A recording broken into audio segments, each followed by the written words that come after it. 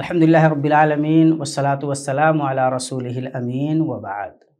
معزز ناظرین، آج کے اس پروگرام میں قرآن کریم کے علمی اور تشریعی اعجاز پہ گفتگو کرتے ہیں۔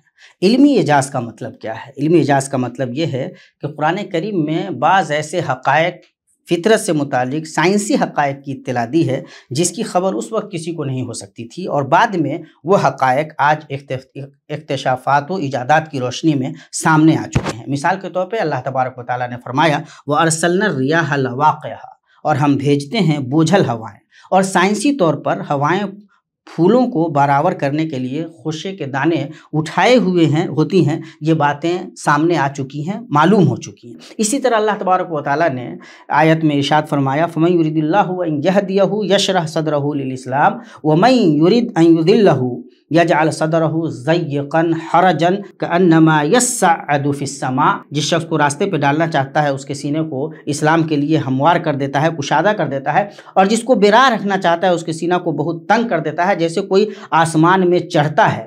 آج یہ بات ثابت ہو چکی ہے کہ انسان جیسے جیسے فضا کی بالائی تہوں کی جانب پہنچتا ہے، اس کا جو آکسیجن کا لیول ہے وہ کم ہوتا جاتا ہے، اور اس کی وجہ سے اس کی سانسوں میں گھٹن ہوتی ہے۔ اس آیت میں اس کی طرف بھی اشارہ موجود ہے۔ اسی طرح اللہ تبارک و تعالیٰ نے ایک آیت میں ارشاد فرمایا کیا ہم نے زمین کو سمیٹنے والی نہیں بنایا؟ اللہ تبارک و تعالیٰ کا یہ فرمان کفاتہ جو ہے وہ کاف فا تا سے مشتق ہے، جس کے معنی کھینچنے اور سمیٹنے کے ہیں، اور اس میں قانون کشش کی طرف اشارہ پایا جاتا ہے۔ تو اس سے یہ سمجھ میں آتا ہے کہ قرآن کریم میں سائنسی حقیقتیں اشاروں کی زبانی بیان کی گئی ہیں، بعد میں وہ حقیقتیں کھل کر کے آ رہی ہیں، لیکن اللہ تبارک و تعالیٰ نے کب بہت پہلے یہ ساری چیزیں بیان کر دی ہیں، جس سے قرآن کریم کے اعجاز کا ایک پہلو ہمارے سامنے آتا ہے۔ اسی طرح قرآن کریم میں جو اعجاز کا ایک پہلو یہ ہے کہ جو شریعت اللہ تبارک و تعالیٰ نے اتاری ہے قرآن کریم کے اندر، وہ ہر اعتبار سے معجز ہے، اور اس پہ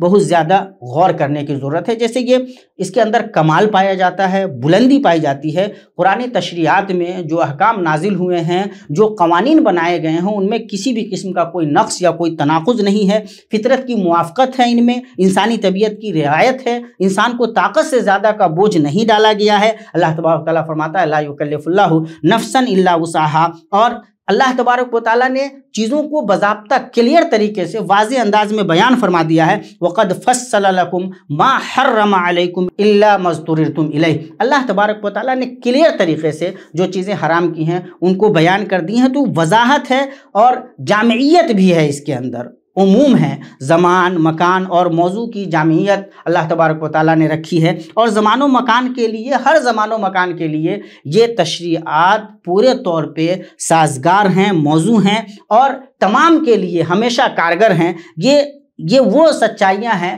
جو صرف اس شریعت کے ساتھ، اس قرآن کی شریعت کے ساتھ خاص ہیں، اور ان پہ غور کرنا بہت ضروری ہے۔ جو 5 بنیادی عناصر خمسہ، ضرورات خمسہ کہلاتی ہیں، 5 جو بنیادی ضرورتیں ہیں، ان 5 بنیادی ضرورتوں کی یہ تشریعات حفاظت کرتی ہیں۔ جیسے دین کی حفاظت ہے، اللہ تبارک و تعالیٰ فرماتا ہے وَقَاتِلُوا فِي سَبِيلِ اللَّهِ الَّذِينَ يُقَاتِلُونَكُمْ، جو لوگ تم سے قتال کرتے ہیں تمہارے دین کے معاملے میں، تم بھی ان سے اللہ تبارک و تعالیٰ کی راہ میں قتال کرو۔ یعنی دین کی حفاظت ہر انسان کی اپنی اس کی ایک بنیادی ضرورت ہے، اس کا حق ہے، اور اس حق کو اسلام کی یہ شریعت، یہ تشریع متحقق کرتی ہے، اس کی ضمانت لیتی ہے۔ اسی طرح جان کی حفاظت کا معاملہ ہے، اللہ تبارک و تعالیٰ فرماتا ہے وَلَا تَقْتُلُوا النَّفْسَ الَّتِي حَرَّمَ اللَّهُ إِلَّا بِالْحَقِّ وَمَنْ قُتِلَ مَظْلُومًا فَقَدْ جَعَلْنَا لِوَلِيِّهِ سُلْطَانًا فَلَا يُسْرِفْ فِي الْقَتْلِ إِنَّهُ كَانَ مَنْصُورًا۔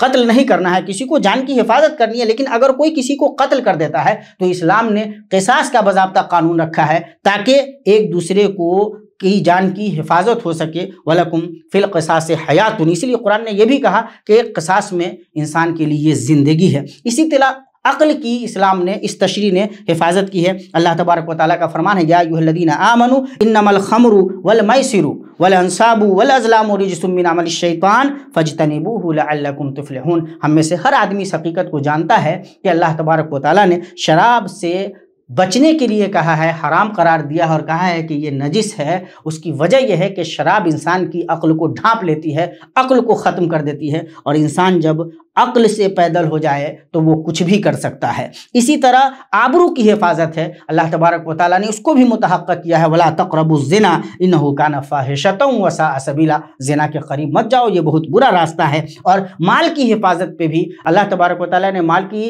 حفاظت کو بھی متحقق کیا ہے، اس کو بھی انشور کیا ہے۔ اللہ تبارک و تعالیٰ فرماتا ہے وَأَحَلَّ اللَّهُ الْبَيْعَ وَحَرَّمَ الرِّبَا، اللہ تبارک و تعالیٰ نے خرید و فروخت کو حلال کیا ہے اور سود کو حرام قرار دیا ہے۔ ان تمام حیثیتوں سے جب ہم غور کرتے ہیں تو قرآن کریم کے تشریعی اعزاز کا ہمیں علم ہوتا ہے کہ اللہ تبارک و تعالیٰ کا یہ کلام بعض سائنسی حقائق کو علمی انداز میں بیان کرتا ہے، اور ساتھ ہی ساتھ وہ ایسے احکام اتارتا ہے، ایسے احکام نافذ کرتا ہے، وہ قوانین ہمیں دیتا ہے جو قوانین ہمارے لیے ہر طرح کی سعادت اور خوشبختی کو متحقق کرتے ہیں، اور جو ہر زمان و مکان کے لیے کارگر ہیں۔ یہ وہ خصوصیات ہیں جو کسی دوسری شریعت میں ممکن نہیں ہیں۔ اللہ تبارک تعالیٰ سے دعا ہے کہ اللہ تبارک تعالیٰ ہمیں ان پہ غور کرنے کی اور ان کے مطابق چلنے کی توفیق دے۔ والسلام علیکم ورحمۃ اللہ وبرکاتہ۔